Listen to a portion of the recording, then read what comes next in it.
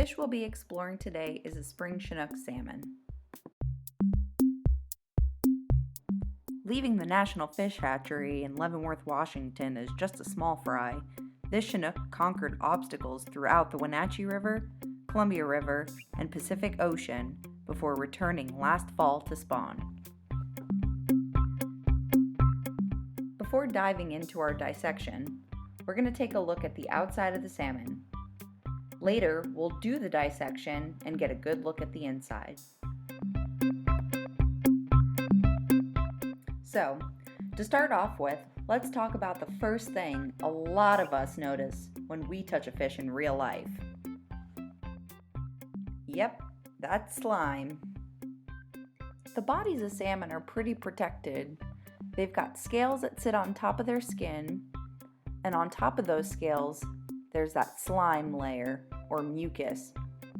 A lot like we've got boogers in our nose, that slime layer is really good protection for all of the small things like disease, fungi, viruses.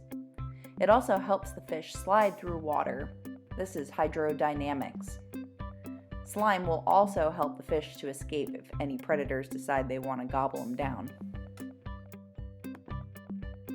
Scales and slime are good protection, but it's important when handling fish in the wild that we remember to keep our hands nice and wet. That way we don't strip off that layer of slime or peel off some scales. You can see it's pretty easy to take them off. Next up, we have the lateral line. You'll see this running all along the side of the salmon. Taking a real close look at this line, you'll notice that the scales look a little different than the rest. The lateral line scales have little tiny pores or holes. These openings are attached to a system of fluid-filled pockets with little tiny hair-like sensors that help to detect vibrations in the water. This sensory organ helps the salmon to be able to understand what's going on in its surrounding environment. Now I want you to take some time to think about color. What colors or patterns do we see on this Chinook salmon right now? Did it always look like this? Salmon have evolved to live in some pretty harsh aquatic environments. Camouflage is one of the ways that salmon are able to survive. Let's take a look at a young salmon fry living in the river. How do they compare to their surroundings? Now let's go all the way out to the ocean and take a look at some of our feeding adults. Think about how this salmon might look to a predator from above or below. And last, let's take a look at a spawning adult.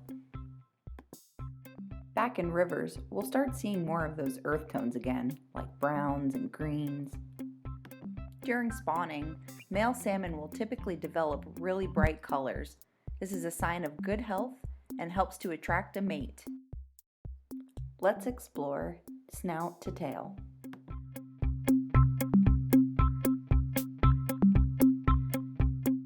Looking at the head, we can see a mouth, an eye, the nostrils, and an operculum.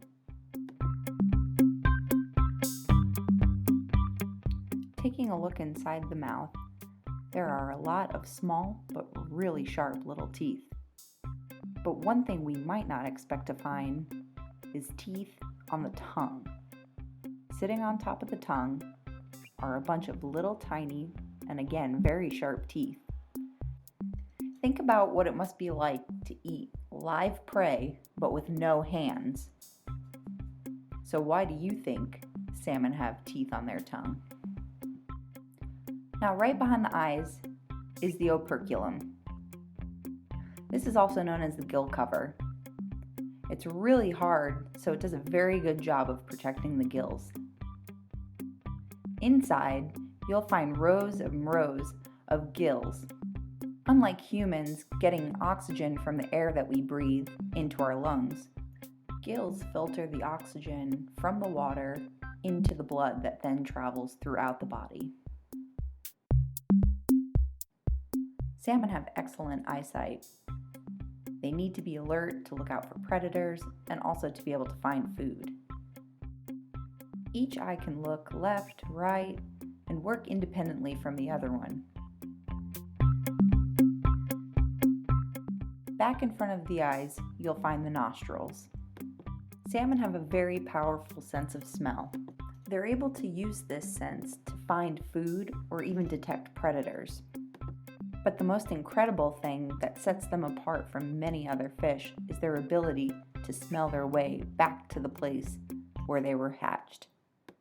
Salmon have the ability to smell such small amounts of chemicals in their environment all the way down to just 1 part per million. Now that we've had a good look at the head, we'll move on to the fins. Salmon have 2 sets of paired fins and 4 single fins. Up in front, these are what are called pectoral fins.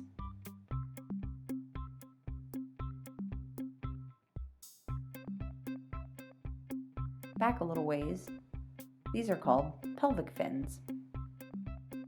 The paired fins are very important for maneuvering, turning, braking, and balancing. Moving up to the single fins, one we won't see on here is the adipose fin. Not to be confused with a wild salmon, this salmon's adipose fin was clipped at the hatchery. The function of this fin is actually still being studied. It's recently thought that the adipose fin helps to detect really fast-moving water, sending signals to the muscle in the caudal fin to maybe work a little harder. The next 2 fins we'll talk about is the dorsal and the anal fin. Dorsal up on top, anal fin on the bottom, both of them work together to help stabilize the fish and keep it from rolling over on its side. And the last fin that we're going to talk about is the caudal fin. Known for their abilities to make very long migrations and jump over obstacles, salmon need their caudal fin for propulsion and power.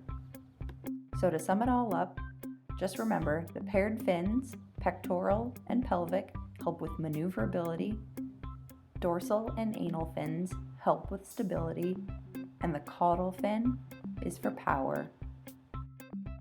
And that wraps up our exploration of external anatomy.